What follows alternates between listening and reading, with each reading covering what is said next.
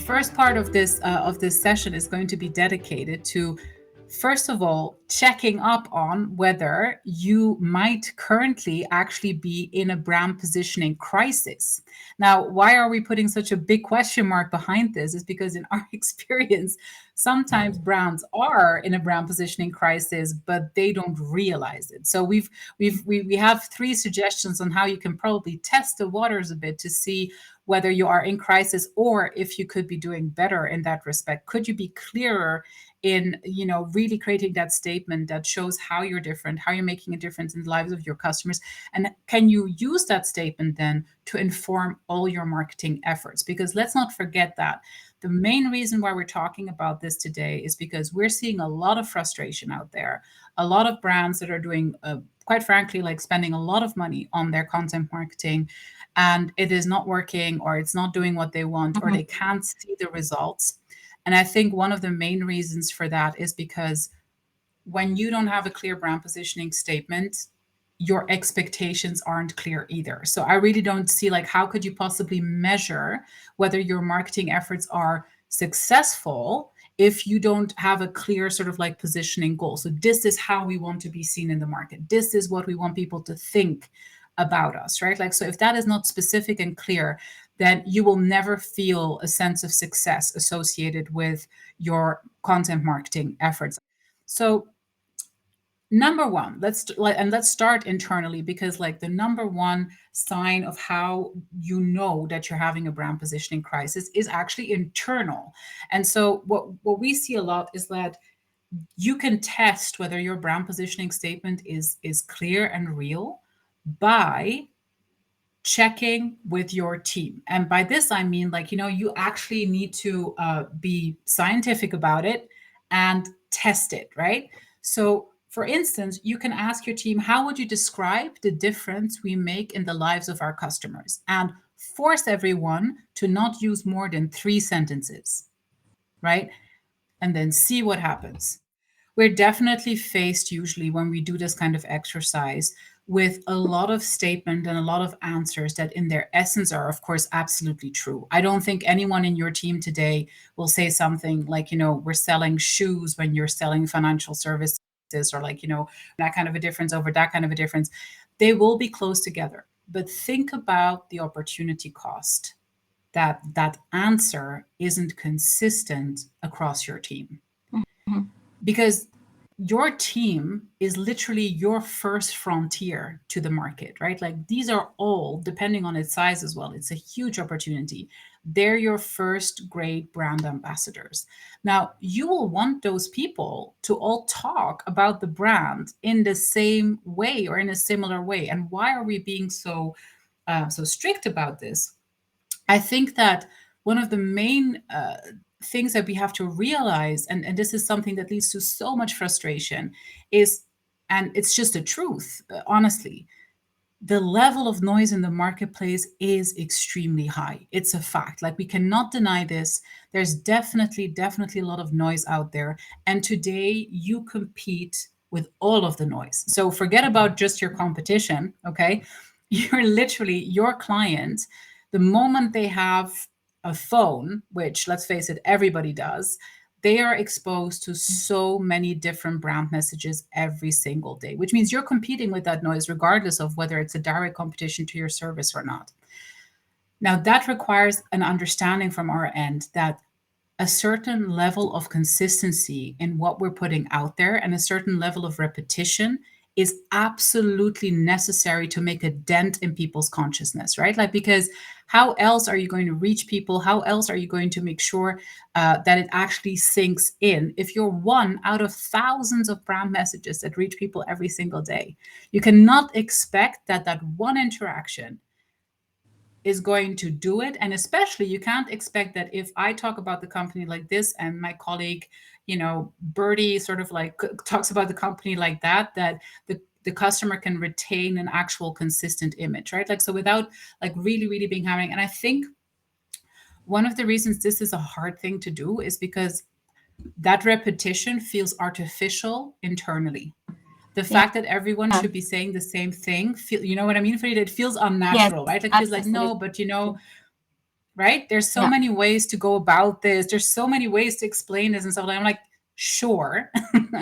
But if you want even just one of these ways to reach your audience, you will want to be boringly consistent in what you're putting out there. Now, that doesn't mean, and again, let's be very clear here, your brand positioning statement is not necessarily the thing that goes outward, right? Like it's not necessarily something that you need to share with the world. But your brand positioning statement is that core alignment piece around which all other communication bits, all other marketing content, all other content that goes out should align, right? Like everything that you say out of the company needs to make the brand positioning statement true. Because the brand positioning statement is a claim. You're saying, this is how we are making a difference to the lives of our customers. So, and then number two, and sorry, Frida, I forgot to share the graphic. I know you wanted me to share the graphic. I have a graphic for all of our lovely points. So we had here the definitions. So number one was the misalignment of your team, and number two, your customers don't understand the value you add. I know, I know. When they're your customers, how could they possibly not understand what you're adding in terms of value? Happens more often than you think, right? Like, so I always think that this is also one of the hardest things to do because, once we have that customer, that client, we are so convinced that we're all aligned and that everything is fine. And, like, everybody knows exactly what we're talking about and stuff like that. I have news for you. They probably don't. The thing is, though, if today you go to your customers, your active customers, even some of the ones that you've had for years, try the test where you ask them literally, what is the value we add to you and your life? What is the difference we make to you? Right? And I'm not saying that they won't have flattering things to say, but what you want is to hear a very specific something, right? Like you want that to align with what it is that you're trying to convey. And it's also a really good way to find out whether they're aware of everything else that you have to offer, right? Like, so especially with services companies, most of us don't walk around selling just one service, right? Like most of us have a suite of services, etc. The products is essentially the same thing. There's upselling opportunities. Are your customers aware how much better you can make their lives? And are they aware how much better you're already making their lives? Because let's not forget that customer loyalty also comes out of you reinforcing your brand positioning continuously, even when they're already paying you, even when they're already active customers. Because let's face it, again, thousands of brand messages per day, thousands. That means you need to reconfirm with your customer time and time again that you were the right choice. And you can only do that by being very, very consistent about what it is that you actually are adding in terms of value add to them. Your customer or your client will always feel gratification from being reaffirmed in their choice of you as a provider, right? Like, I think everyone can agree with that. Like, we all feel good when we feel reaffirmed by brands we've chosen, say, like, see how well they treat me, see how they, how good the product is, etc. Right? Like, so this is like a huge, also like a, don't forget that ego boost, that dopamine kick we get out of feeling we've made the right decision, even years later. Other point that I have here as a very strong argument why the customer test on this end for the brand positioning statement is very important is if your brand positioning is very clear and your customer can almost cite it, basically almost make a word by word, like, citation of what it is that you're trying to make in terms of a difference to their lives, the referral process becomes so much easier, right? And as we know, referrals from active clients, active customers, that's really what we want here, right? Like that's exactly what we want. We want that word of mouth. But word of mouth, quite frankly, is a pain. It is a pain for me to recommend a service or a product, even if I love the people behind it, if they can't boil it down to saying in two sentences, this is the difference they make.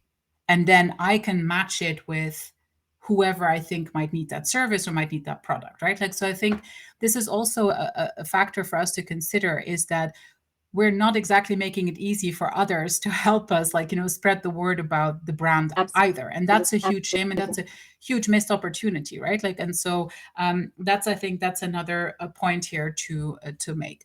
Let's jump to 3.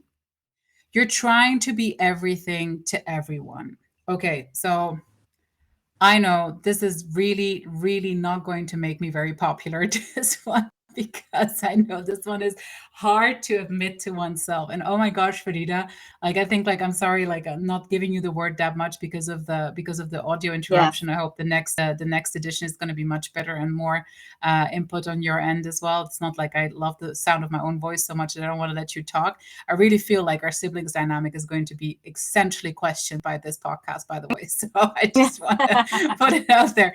So I think though that, trying to be everything to everyone is sort of like a very, very, very common trait that we see many, many different brands share. And I think it stems from this idea that in order to be successful as a brand, or in order to be to make an actual impact, or to get new clients even, you have to please everybody. Yeah. And if that is the case, if you're very proudly calling yourself flexible to the point where, you can come to us and we can do anything for you, you actually have a brand positioning crisis, because brand positioning also means that you make choices, right? You make choices. You say, like, I'm picking this spot for now. This is the one, this is the area, this is the part that I want to dominate, because I have the evidence to back up that I'm the right person or the right brand to do it, etc. One of the main reasons I think why people don't want to do that, or like brands don't want to do that, or leaders don't want to do that, is I often hear this argument of saying, like, yeah, but we technically can do all of that stuff, right? Like, technically we're capable. And I know they are. I know they are. But you know what the fact of the matter is? Like, you cannot expect your audience or your prospective customers to be able to retain everything that you have to offer. I mean, I honestly have a moment of mistrust when someone comes to me and basically tells me I can solve not just this one problem for you, but 100 others as well. It's harder for me to start a relationship in that way. When this is hard for you to do, then this is a sign that your brand positioning might be slightly in crisis, and that you might want to sit down and say, like, okay, aside from everything else that we can do, aside from everything else, what is the primary, the greatest promise, and the greatest sort of like difference that we can deliver to our clients? Like, prioritize, because as my mother always says, priority is not a word that we can put into plural. Like, it doesn't make any sense. There's one priority, literally. You cannot have priorities in this particular relevant conversation, right? Like, so priority is key here. And it's a difficult conversation to have, and will allow for it to be a difficult conversation to have.